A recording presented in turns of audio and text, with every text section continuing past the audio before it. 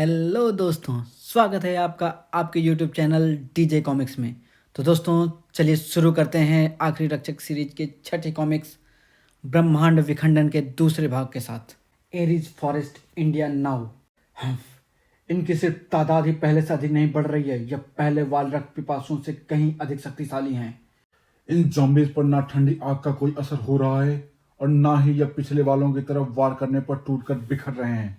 पिप्सॉन ग्रह के रक्त पिपासुओं की शक्ति काफी कम करके आंकी थी तुमने प्रेतों। अंततः स्वयं पिप्सॉन के शासक पेपियस को तुम्हें तुम्हारी औकात बताने आना पड़ा है। अच्छा हुआ भाई तू खुद ही चला आया, बहुत मजा आएगा, मिलकर औकात औकात खेलेंगे। Planet Mactrium 7000 light years away from earth, present time. हमारे ट्रूपर्स दोबारा नाकाम हो गए हैं सर मैक्रोबॉट। हमारे ट्रूपर्स के अलावा हिस्ट्रोजोत, कर्टेल्स, कोचकॉप्स जैसे अन्य युद्धक ग्रहों के ट्रूपर्स भी उत्तरजीवी को समाप्त करने में धरती पर पहुंचे थे और उन्होंने उत्तरजीवी को लगभग समाप्त भी कर दिया था। पर अचानक वहां एक और पृथ्वीवासी पहुंच गया। हमारे ट्रूपर्स के मुताबिक उसके भीतर कोई देव शक्ति थी। उसकी देव शक्ति के आगे किसी भी ग्रह के ट्रूपर टिक नहीं पाए। मुश्किलें बढ़ती चली जा रही हैं। सिर्फ इतना ही नहीं सर मैक्रोबॉट, बुरी खबरें और भी हैं। हम बको बॉटनिक, एक ही बार में बको, इससे बुरा और क्या हो सकता है। हमारे ट्रूपर्स ने जो रिपोर्ट दी है उसके मुताबिक उन्होंने पृथ्वी पर उत्तरजीवी के साथ कारा को भी देखा है। क्या? हे ब्रह्मजनक, बस यही बचा था दुश्वारियों में। ब्रह्मजनक मीन्स भगवान। ट्रूपर्स ने उत्तरजीवी और उसके साथियों की इमेजेस भेजी हैं। शक की कोई गुंजाइश नहीं है, यह कारा ही है। यह वाकई कारा ही है, यानी कारा जीवित है। पर यह कैसे हो सकता है? कारा को तो खैर, अब एक बात तो साफ है, इस उत्तरजीवी के साथ साथ हमें कारा को भी खत्म करना होगा। पर कैसे सर मैक्रोबॉट? उत्तरजीवी की शक्तियां पहले ही चिंता का विषय बनी हुई हैं। उस पर कारा का उसके साथ होना और वह दिव्य शक्तियों वाला हरा मानव, एक ही तरीका है, हमें तोड़नी होगी ब्रह्मांड संहिता। Planet Hestrod 10 lakh light years away from earth, present time.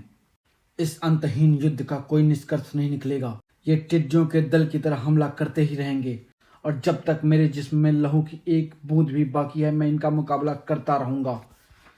हाँ, इस अंतहीन युद्ध का कोई परिणाम नहीं निकलेगा क्योंकि तिरंगा मानवता को हारने नहीं देगा और इनकी संख्या अकेले तिरंगा को जीतने नहीं देगी। उफ, क्या यही अंत है मेरा? क्या देशभक्त तिरंगा को अपनी मातृभूमि, अपने देश की मिट्टी पर मरने का सुख भी नहीं मिलेगा? यह क्या, यह मेरा कौन सा मददगार आ गया? मेरे होते हुए तुझे मारने का श्रेय कोई और ले जाए, मैं ऐसा होने नहीं दूंगा। तेरी जान लेने का अधिकार सिर्फ कफन के पास है। चिंता मत कर तिरंगा, तुझे तेरी सरजमीन पर मारने का जो सुख है उसे मैं खराब नहीं करूंगा और ना ही किसी और को करने दूंगा। अब आजा, उठ, तेरा न्याय स्तंभ और मेरा अन्याय स्तंभ मिलाते हैं और बता देते हैं इन खरबूजों के कि सपूत हो या कपूत, अपनी सरजमीन के लिए मरने का जज्बा दोनों बराबर रखते हैं। तेरा यह कर्ज तिरंगा पर उधार रहा कफन। तुम लोगों को मेरा प्रस्ताव मान लेना चाहिए था। तुम्हारे पहले से ही सूजे हुए थोबड़े और अधिक सूजने से बच जाते, क्योंकि मेरा हरा भरा दोस्त एक बार गुस्से में आ जाए तो पूरे ग्रह को भी गले मोहल्ले की तरह साफ कर देता है। तुम हेस्ट्रोद ग्रह वालों से वाकिफ हूं मैं। तुम दुर्दांत हत्यारों पर दया दिखाना व्यर्थ है। यदि तुम लोगों ने पृथ्वीवासियों को आजाद नहीं किया तो तुम्हारा ग्रह अंतरिक्ष में एक जलता हुआ पिंड बनकर रह जाएगा। बता भाई हस्त्रो वाले दोस्त, इससे पहले कि मेरा लंगोटिया स्वच्छ अंतरिक्ष अभियान के तहत तेरे पूरे ग्रह पर झाड़ू फेर दे, तू अपना फैसला सुना दे। तुम मुट्ठी भर पृथ्वीवासी हमारा मुकाबला कभी नहीं कर सकते और तुम तो आकाश गंगाओं के खलीफाओं में से एक हो। तुम दोनों इस तरह ब्रह्मांड संहिता को उल्लंघन नहीं कर सकते। हमने ब्रह्मांड संहिता का कोई उल्लंघन नहीं किया है। ब्रह्मांड संहिता यह कहती है कि यदि किसी एक ग्रह के वासी अन्य ग्रहवासियों को जबरन बंधक बनाए तो उन्हें अधिकार है उस ग्रह के विरुद्ध युद्ध करने का। ब्रह्मांड संहिता का सबसे बड़ा नियम है कि ब्रह्म शक्ति प्राप्त करने की चेष्टा कोई भी सभ्यता नहीं करेगी। तुम धरतीवासियों ने ब्रह्मांड संहिता के इस सबसे बड़े नियम का उल्लंघन किया है। क्या? असंभव। ब्रह्म शक्ति को ब्रह्मांड का कोई भी प्राणी क्रियान्वित नहीं कर सकता है। तुम गलत हो व्रज ग्रहवासी, ब्रह्म शक्ति क्रियान्वित कर दी गई है और यह धृष्टता पृथ्वीवासियों ने ही की है। शुरुआत में जब ट्रांसफ्यूजन की वजह से पृथ्वीवासी हमारे ग्रह पर आने लगे तो हमें उसका कारण समझ नहीं आया। पर अब कारण बिल्कुल साफ हो चुका है। इन धरतीवासियों ने ब्रह्म शक्ति का दुरुपयोग किया है, जिससे वह अनियंत्रित हो गई है, और अब इनकी गलतियों का खामियाजा पूरा ब्रह्मांड भुगतने वाला है। ब्रह्मांड संहिता तोड़ने के सर्वप्रथम दोषी पृथ्वीवासी हैं, और यह तो तुम भी जानते हो व्रजग्रहवासी कि ब्रह्मांड संहिता को उल्लंघन करने वाले ग्रह को ब्रह्मांड के हित के लिए खत्म कर देने का अधिकार किसी भी अन्य ग्रह को है। बड़ी चिंता हो गई तुझे ब्रह्मांड के हित की। वर्षों से तुम हस्त्रोद ब्रह्मांड के विभिन्न ग्रहों पर बसने वाली सभ्यताओं का समूल नाश करते चले आए हो। यदि हम आकाश गंगाओं के खलीफा न होते तो तुम आधे ब्रह्मांड पर तानाशाह बने हुकूमत चला रहे होते। वह तो हम अब भी करेंगे। तुम मूर्खों को अंदेशा नहीं है कि ब्रह्मांड संहिता को उल्लंघन करके तुम लोगों ने सहस्त्र शताब्दियों से विराम लगे ग्रह युद्धों का मार्ग प्रशस्त कर दिया है। पृथ्वी इस संपूर्ण ब्रह्मांड का केंद्र है, ब्रह्मांड के संतुलन का मूलाधार, और जब पृथ्वी ने ही ब्रह्मांड संहिता को उल्लंघन कर दिया तो अन्य ग्रहों को भला कौन रोकेगा।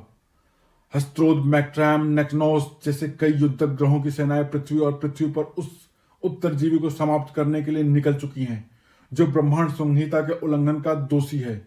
सिर्फ इतना ही नहीं, पिप्सोन ग्रह के रक्त पिपासु भी अपनी रक्त क्षुधा शांत करने के लिए धरती पर आक्रमण कर चुके हैं। हे प्रजेश ब्रजग्रहवासियों के आराध्य देव हैं। तुम्हारे लिए बुरी खबरों का अंत यही नहीं होता आकाश गंगाओं के खलीफा। जब तुम यहाँ मुझसे लड़ने में अपना समय गंवा रहे थे, उस समय पृथ्वी और ब्रह्मांड भर में कीटाणुओं की तरफ फैले पृथ्वीवासियों का समूल नाश करने के लिए ब्रह्मांड के सभी चरमपंथी ग्रह संधि कर चुके हैं। अब तुम पृथ्वीवासियों को बंधक बनाने की हमारी कतई कोई मंशा नहीं है। अब तो हमें तुम्हारा समूल नाश करना है। हमें बैकअप चाहिए। बैकअप में रजनी सर को बुलाना पड़ेगा प्यारे लाल, उनसे कम से काम नहीं चलेगा। भद्दे मजाक ना कर। चटनी बना देगा अडीग, सर्वशक्तिमान भीम का अडीग। रजनी सर ने सुन ली, अपनी पालतू जिनी भेज दिया हमारी मदद को। कभी तो सीरियस हो जाओ यार। अगर मेरे सीरियस होने से ये मुसीबत टलती तो जरूर हो जाता, पर ये तो होगा नहीं, इसलिए अपना पुराना फंडा ही सुपर हिट है। गगन भैया मस्ती में, आग लगाएं दुश्मन की बस्ती में। अडीग के चट्टानी शरीर पर तेरी फूकनी का कोई प्रभाव नहीं पड़ने वाला प्राणी, जाओ अनंत अंतरिक्ष में अपने लिए कोई नया ग्रह तलाशो। ये क्या, ये दानव कहां से आया है? ये भी उन पृथ्वीवासियों के साथ ही आया होगा जो ट्रांसफ्यूज होकर यहाँ आए थे और जिन्हें हमने बंदी बना लिया है। असंभव। इतनी बड़ी नीली मुसीबत अगर मानवों के साथ आई होती तो पहले ही हमें नजर आ जाती। यह दानव जरूर मानव रूप में यहाँ आया होगा। देखिए महान हस्त्रदूत, जिस स्पेस जेल में हमने पृथ्वीवासियों को कैद किया था उसका एक हिस्सा ध्वस्त है। अवश्य ही यह दानव इसे तोड़कर बाहर आया है। स्पेस प्रिजन जहां से ध्वस्त हुई है वहां से कुछ और भी मानव भागने की कोशिश कर रहे हैं। रोको उन्हें। खत्म कर दो इन पृथ्वीवासियों को। इतना आसान नहीं है हमें खत्म करना। वस्तु स्थिति समझने में हमें थोड़ा समय क्या लग गया। तुम लोग तो खुद को शहंशाह समझ बैठे। पहले खुद को खत्म होने से बचा लो, फिर हमारी फिक्र करना। अति विशेष शक्तियों वाले मानो, आम धरतीवासियों के पास ऐसी शक्तियां नहीं होती। अब हम क्या करें महान हस्त्रदूत? अपनी पूरी ताकत लगाकर इनका मुकाबला करो। हस्त्रोज की पूरी सैन्य शक्ति झोंक दो इन्हें खत्म करने में। तब तक मैं मदद बुलाता हूँ। Unnamed planet 6 billion light years away from Earth, present time.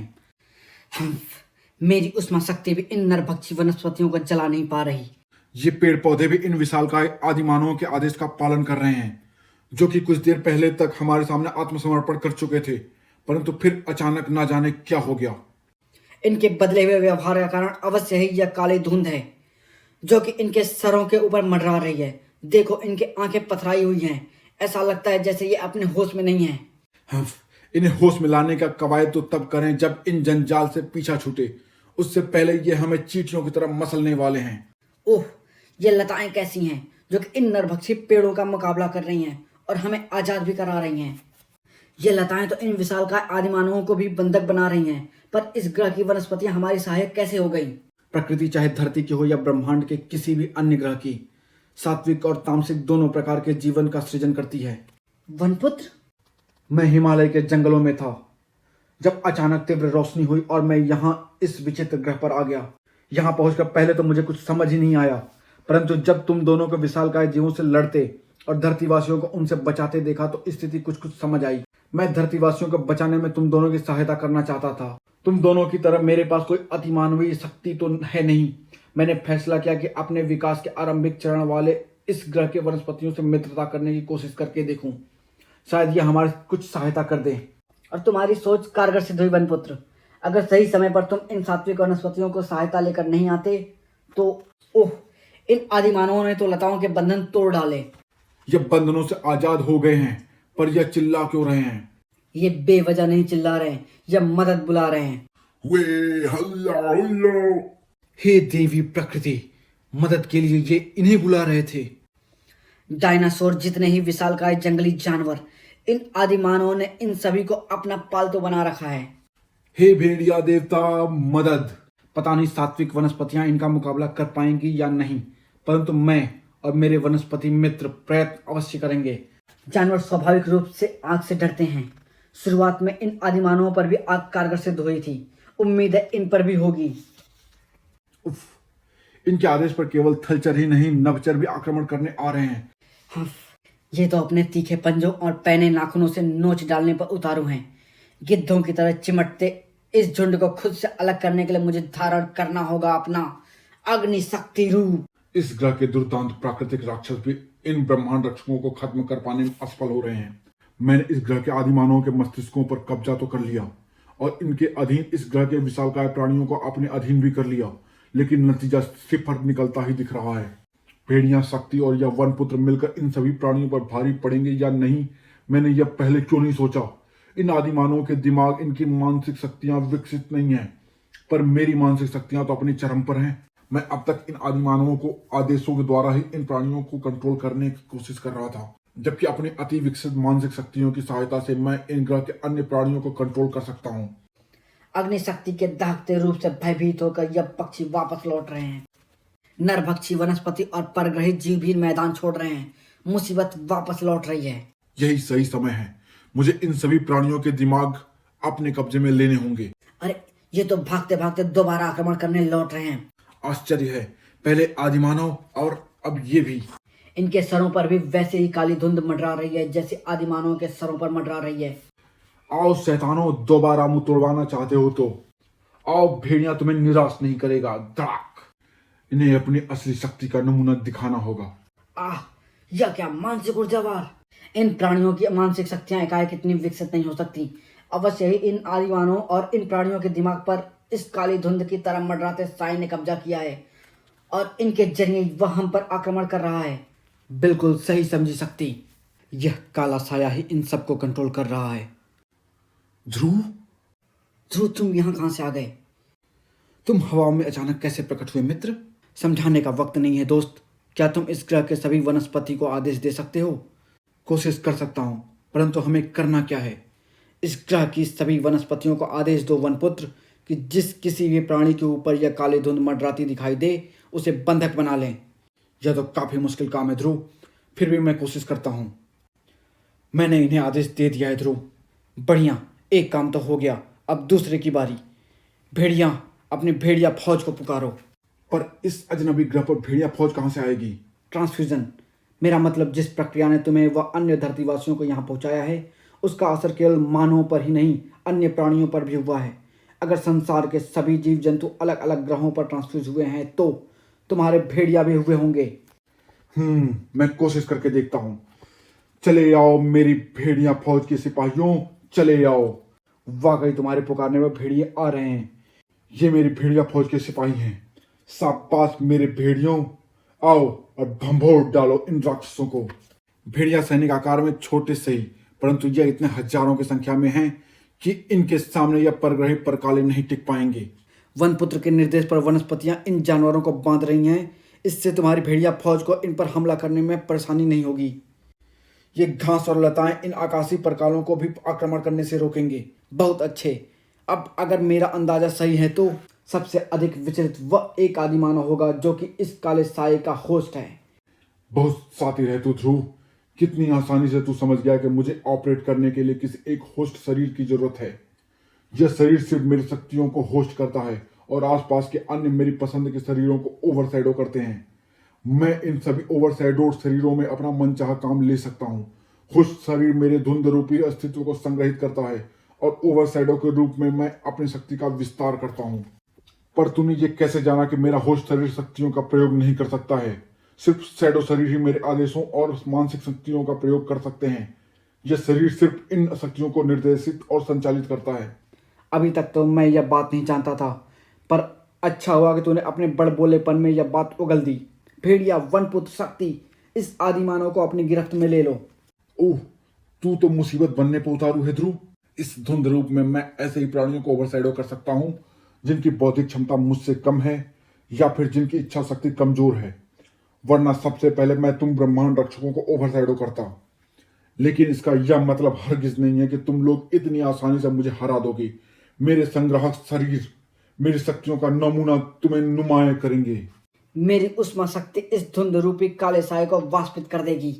ऐसा नहीं होगा शक्ति, तुम्हारे वारों का असर सिर्फ उन प्राणियों पर होगा जिसे इस काले साए ने ओवरशैडो किया हुआ है। कोई तो तरीका होगा इसे रोकने का। सिर्फ एक तरीका है, हमें अपनी संख्या बढ़ानी होगी। संख्या बढ़ानी होगी मतलब? जैसे इसके चंद ओवरशैडो प्राणियों पर भेड़िया की फौज के हजारों भेड़िए भारी पड़ रहे हैं, वैसे ही हमें भी अपनी संख्या बढ़ानी होगी। काले साए ने जिन प्राणियों को ओवरशैडो किया है उनकी बौद्धिक क्षमता लगभग नगण्य है। वे वार करने के लिए भी काले साए की कमांड्स पर निर्भर हैं, क्योंकि काले साए को एक साथ कई ओवरशैडो प्राणियों को ऑपरेट करना पड़ रहा है। इसलिए कम संख्या में टारगेट पर वार करना उसके लिए आसान है, पर जैसे जैसे प्रतिद्वंदियों की संख्या बढ़ती जाएगी उसके लिए उन पर वार करने की कमांड देना मुश्किल होता जाएगा। पर हम अपनी संख्या कैसे बढ़ाएंगे? यह ग्रह बहुत बड़ा है भेड़िया। तुम लोग जिस जगह ट्रांसफ्यूज हुए हो उसके अलावा भी इस ग्रह के अलग अलग हिस्सों में ट्रांसफ्यूजन हुए हैं। ये ट्रांसफ्यूजन एक खास पैटर्न्स में हो रहे हैं। हर ट्रांसफ्यूजन का एक पैटर्न है। जैसे पृथ्वी पर मैक्सिको के चिचेन इत्जा के आसपास जहाँ आदिवासी जातियाँ बस्ती में, वहाँ परग्रही आदिवासियों का ट्रांसफ्यूजन हुआ। जहाँ विकसित मानव सभ्यता थी उन जगहों पर एलियन सभ्यताओं का ट्रांसफ्यूजन हुआ। ट्रांसफ्यूजन का यही पैटर्न अलग अलग ग्रहों पर पहुँचते पृथ्वीवासियों पर भी लागू है। तुम्हारी और वनपुत्र की शक्तियाँ प्राकृतिक हैं, इसलिए तुम्हारा और वनपुत्र का ट्रांसफ्यूजन इस जगह पर हुआ जहाँ प्रकृति अपने उत्थान पर है। शक्ति भी आदि शक्ति का रूप है, इसलिए प्रकृति उसकी शक्तियों का भी आधार है।